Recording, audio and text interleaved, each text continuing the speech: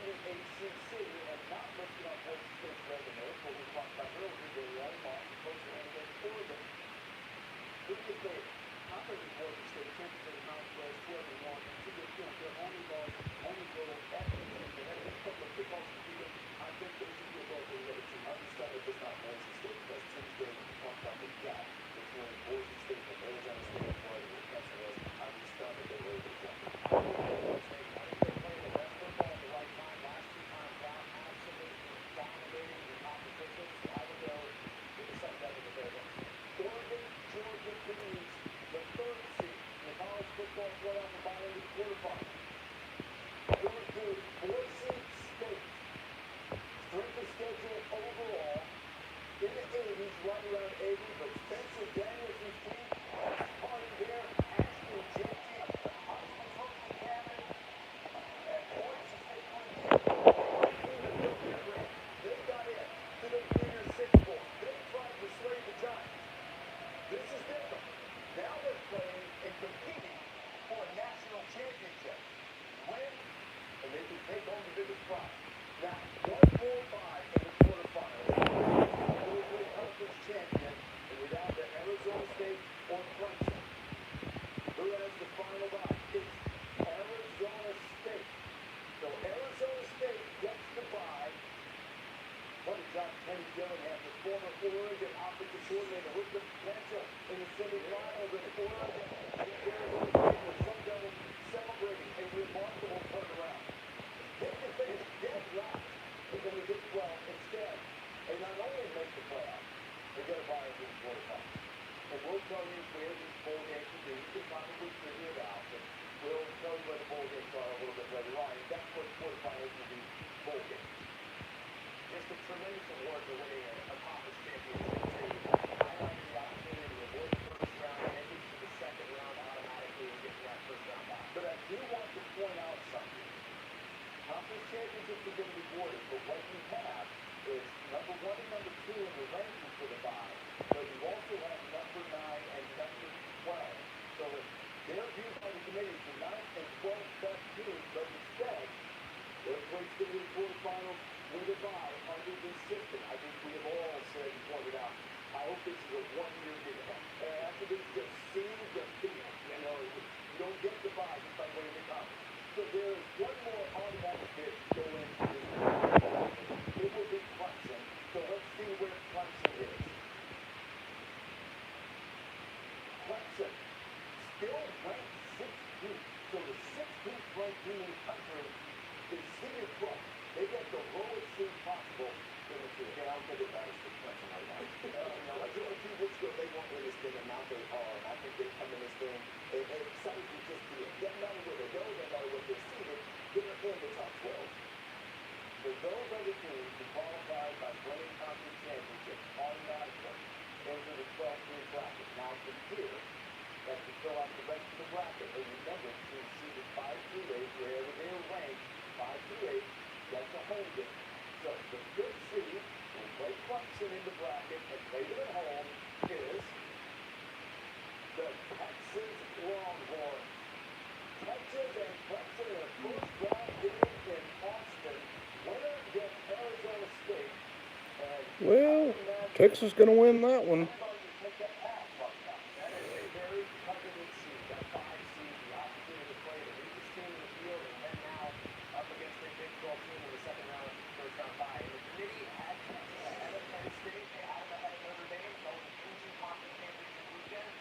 So, tough game, hard-fought game, losing in overtime, they stay in front of the 2 teams that were likely to have it again. And here's a situation where the committee is valuing those 2 losses against Georgia, because if you look at Texas's best 2 winning against A&M and against Memphis, so they value those close losses. And if we continue on with an SEC versus ACC most teams throughout this reveal, Clemson 0-2 against SEC. Blown out by Georgia, lost to South Carolina, who is not going to be in the field. So Texas has a home game. We're the 5 seed.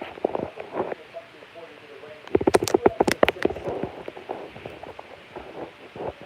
Penn State. So Happy Valley will host the first round playoff game after James Franklin's team came up a little bit short against Oregon in the Big Ten championship game. And not an objectionable pass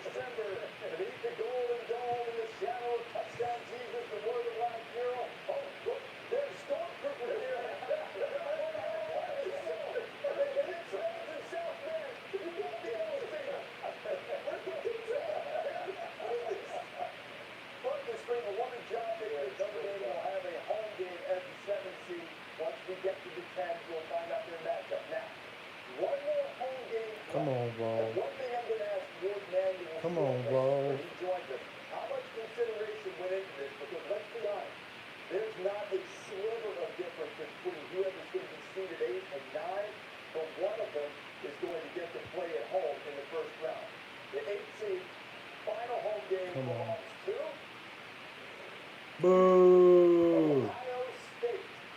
Coming off a Horse shit. 51 at the last time they set foot on the shoe, but the Buckeyes will be at home, and they will have that weather advantage, Kurt, as Ryan Day and the Bucs try to bounce back from the disappointment against Michigan.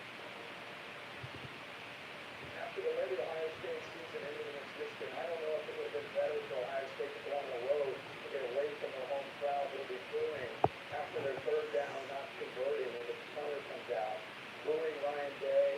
They'll have to rally and have a good start to that game, or it could turn sideways with the home crowd, in my opinion. Ohio State's going to be at home, and if the Buckeyes can get past their opponent, we will see shortly.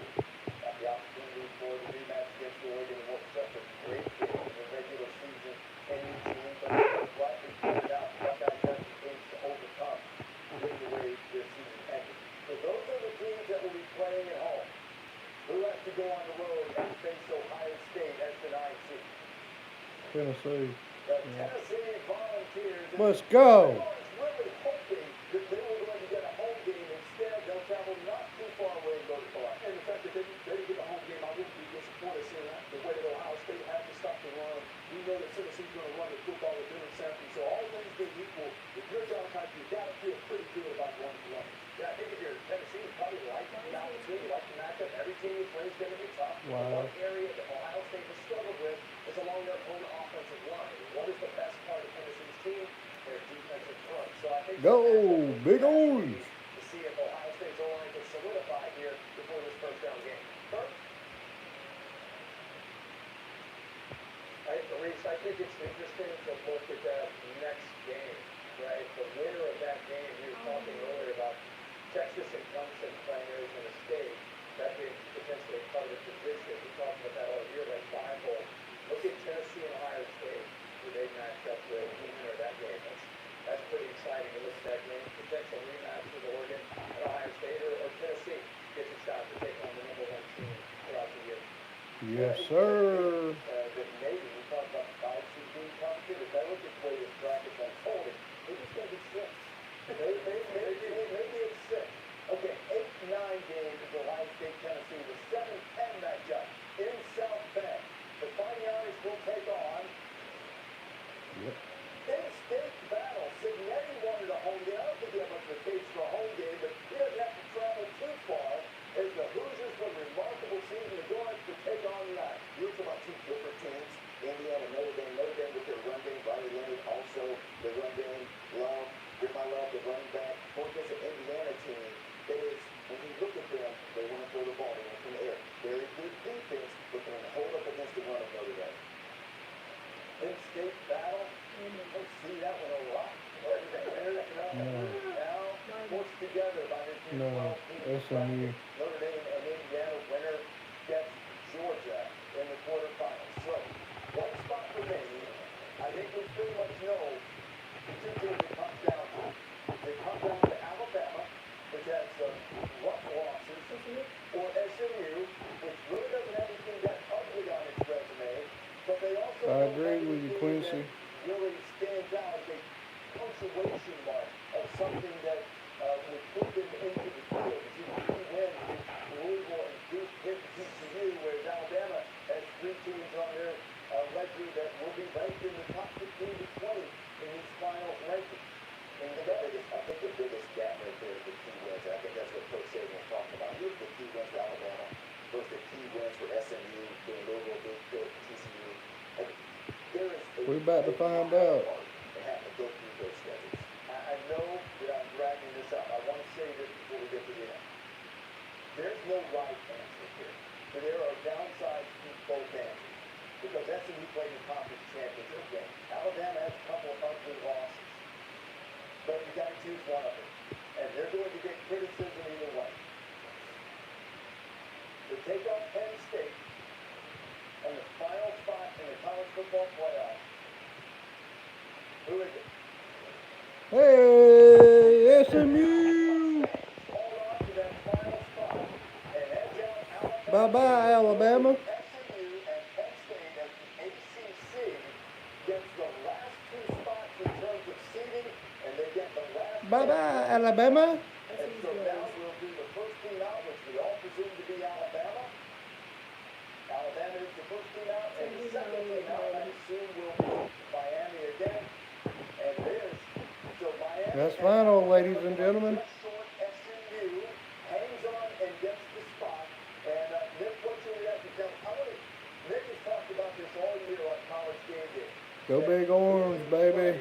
Has to matter. Has to be important, whether that's talking about Alabama or anybody else in college football.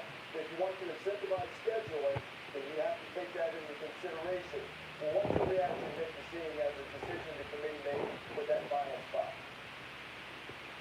Well, I think one of the things that I've mentioned, throughout this football season is if we don't take strength of schedule into consideration, is there any benefit to scheduling really good teams in the future? Like, here at Alabama, we're supposed to play Notre Dame, Ohio State, Wisconsin, Florida State in the future outside the loop.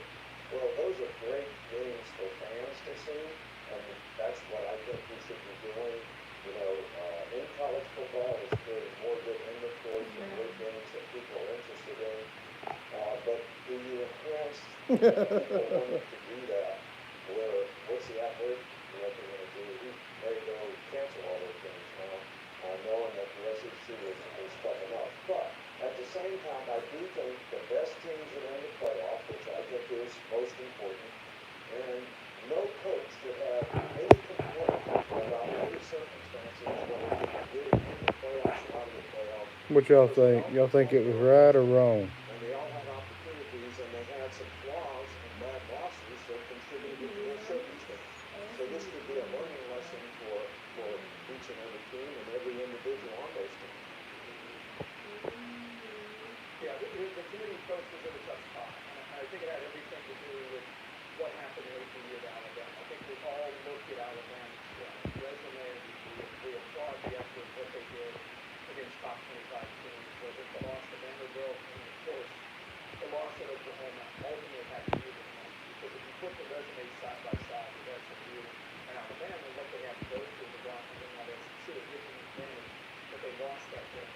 And the way they lost it had to matter. And I think I'm guessing that the committee had to look at that. And SMU is a team that is ahead of Alabama, and the committee recognizes that and honors that. And so here we go. We got the field. Some great matchups. First ever 12-man playoff. First round on college campus. It's going to be wild. Nick? Yeah, well, when you look at this thing as a whole, I'm hopeful that we learn from this first time around. I think there's a lot of learning opportunities for us. The whole criteria for how we pick teams relative to strength. He looks like he's gonna cry. Yeah. But then look at the path based on who gets a first round bye and what is your path to get to the championship game. In every other tournament venue, the top 4 teams end up getting the top 4 positions to get a bye. And because of what they earned throughout the course of the year, relative to their schedule, who they beat, how they ranked, they would have the best opportunity to get to the championship game. And as we pointed out already, that's not necessarily true. The 5th seed has the best chance to get to the championship from a path standpoint. That doesn't mean they're going to get there. But if you look at the ranked teams and the ranking of the teams they're going to play, they have the lowest ranked teams to get to where they want to go. And some of the higher seeds, like Oregon, is going to have to play Ohio State or Tennessee, which is one of the 8th and 9th ranked teams in this playoff system. But some of the better teams in college football. So I think we can learn from that as well. Yeah, look, I completely agree. We really need to reassess seeding, how we do it, what guarantees we're making. If you win a conference and you guarantee to buy, I agree. The seeding, let's see how things stack up. But this was a very difficult decision to come to because there was really no winning, like you've all alluded to for the better part of the last half hour. You had consequences on both sides. You put Alabama in the field. You are now de-incentivizing participation in a conference championship game because SMU, had they decided not to play the ACC title, they say, we're not going to go. They're at 8. Are you going to drop them out? So you are de-incentivizing the conference championship game, or you're going to de-incentivize the strength of schedule and teams being willing to go out of conference and play more difficult opponents. So there was no winning too, for the committee, they went with what they thought was the most justifiable outcome. It's hard to push back on it, but I do think moving forward, with where we're at with bloated conferences, 18-team, 17-team, 16-team conferences, where not all conference schedules are created equal, we need to put a heavier weight on strength of schedule, because Indiana's schedule is not comparable to that of Ohio State's schedule, and they're playing in the same league. So we need to assess that, put more weight on that. Hopefully that'll give us a better outcome in the future for some of these teams. I think this sort of summarizes what Greg is saying. When I say Indiana shouldn't play their quarterback, it's coming closer to where I was in that stance. What is incentivizing? The toughest part of this, and part of what Coach Saban is saying, part of what you understand probably better than the rest of us, it is hard to quantify what it means to go through the gauntlet of the SEC. And when you have to play back-to-back teams, South Carolina, Tennessee, Missouri, LSU, all them teams, that's what Alabama had to do. That is a tough situation and tough to understand for people on the outside looking into that. And so it becomes difficult to put a value on that when we're looking at these teams. It is difficult to put a value on what it's like to play Georgia and then play Vandy after that, if Vandy comes to play, because you just now played Georgia.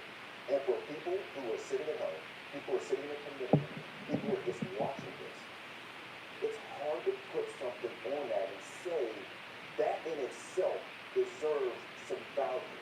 And that's always been the case, not just now. That has always been the case. When I played in the Big Ten, if I looked at the SEC, I'm thinking, hey, we're better than them. We're not. We just can't put a value on what that means to go through those kind of ranked games and then compare it to an SMU team or an Indiana team who didn't have to play Oregon or Penn State in a season. They just had to play Ohio State. That's tough to put a value on. It's tough to put a value on, but to your point, it's always been that way. These conferences Absolutely right. have never been balanced. And they're just now more unbalanced now that you have 16, 18 teams running. But here's the thing, guys. After the last 2 years, I think they got it right. Based on the criteria that we have to deal with this Are you year, saying they didn't get it right before? we're not going back. I'm just telling you right now, based on the criteria that we have to deal with this year, I think they got it right. I think when you look at some of the things that the coaches have said, especially Wayne, about rewarding or penalizing the team for playing in a conference championship, you don't want to do that. And I'm glad they didn't do that to SMU. And so We keep saying playing. They played. They lost. But see, here's the thing I think is really important that you guys talk about it before the conference schedule. SMU's path to get there wasn't the same as some of the other experiences in Indiana versus Ohio State in terms of difficulty of conference schedule.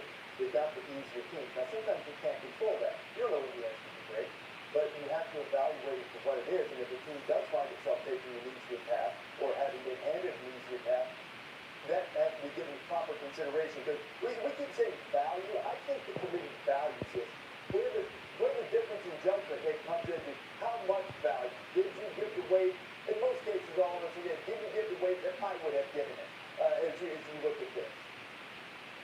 Yeah, but my point earlier was that if SMU was 8 and they played in the conference championship game and they lost by 3 points, they shouldn't be penalized for that necessarily.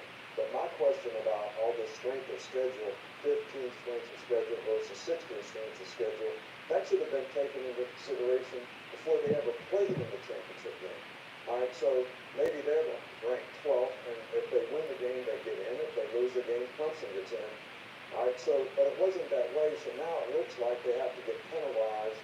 But if it was done based on strength of schedule to start with, that wouldn't have been the case. So I really, think that playing in this conference, and I played in this conference for over 20 years, and when you have to go play Tennessee, then you got to go play LSU, all right, then that team that you play next, you may be more vulnerable to. And you have to have a very mature, competitive team that has a lot of depth to be able to play through all these circumstances, and it's very, very difficult. And to not take into consideration when you don't beat one top 25 team, not one top 25 team, and you went through your whole season and never had it. Indiana didn't do that. SMU really didn't do that.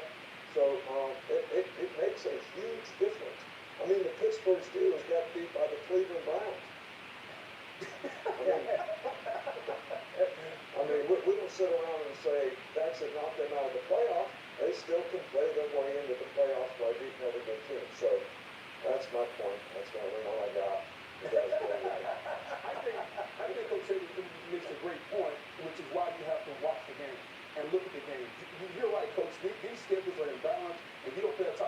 team. But if you don't do that, then you should beat the brakes off the teams you play. And you should watch these games and look how you perform against these teams that are inferior. And I think the committee did a really good job of looking at that because, again, we look at all these schedules. Look at Texas' schedule, okay? They're evaluating those 2 losses because their best 2 wins are A&M and Baghdad.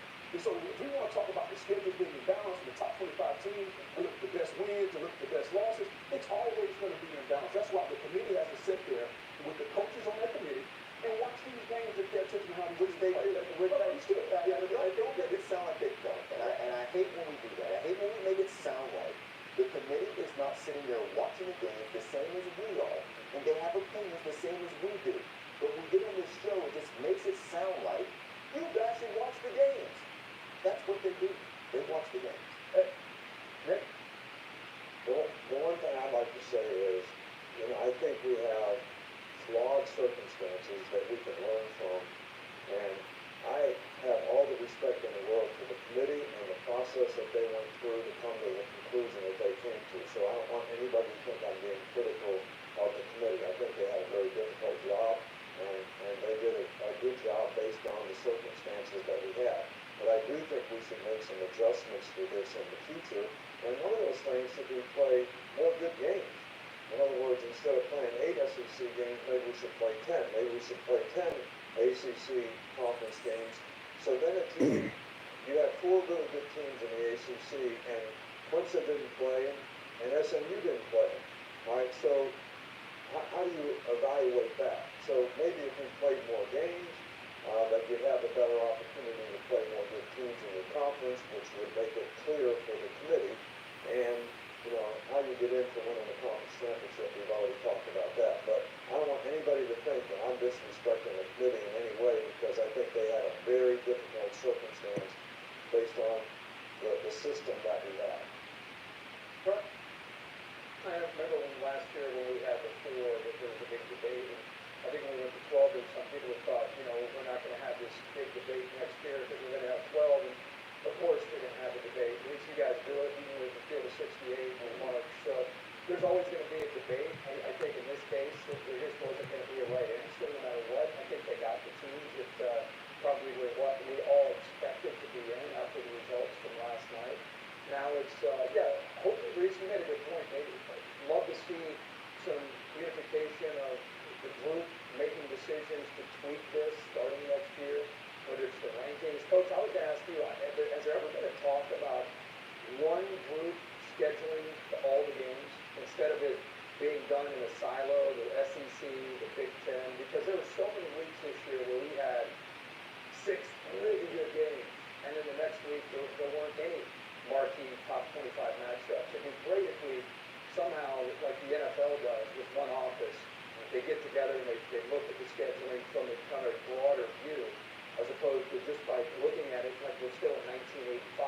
I'm just wondering, now that this game has become so national, is there any way that we could get the schedule makers to all get on board to try to kind of deviate the scheduling, as opposed to just everybody doing it, kind of hiding, get away, we're going to make our own schedule? That would be very helpful, I think, in the future.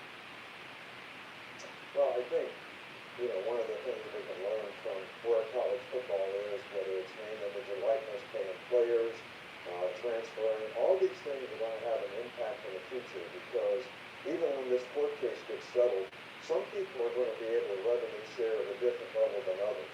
So does that put teams in a different category, and then do those teams play each other? So I do get your point about scheduling, but I do think that the whole landscape of college football has changed dramatically. And, it's great for the top teams, but it's going to minimize the impact for some of the other teams. Maybe 100 other teams in college football are not going to have the same opportunity that the top 30 have. And those top 30 may end up someplace in and of themselves playing each other. I think if we have that, it would be certainly easier to find out who the best teams were, because you wouldn't have so many games that were so imbalanced in terms of who should win and who should lose. All right, that's it. We've made a date. The 6 of us, Kirk's place, sometime in the summer, we're going to set the whole schedule. We'll have a big TV show for a schedule reveal, and off we go from there. Feel good about that? That's how we'll do it.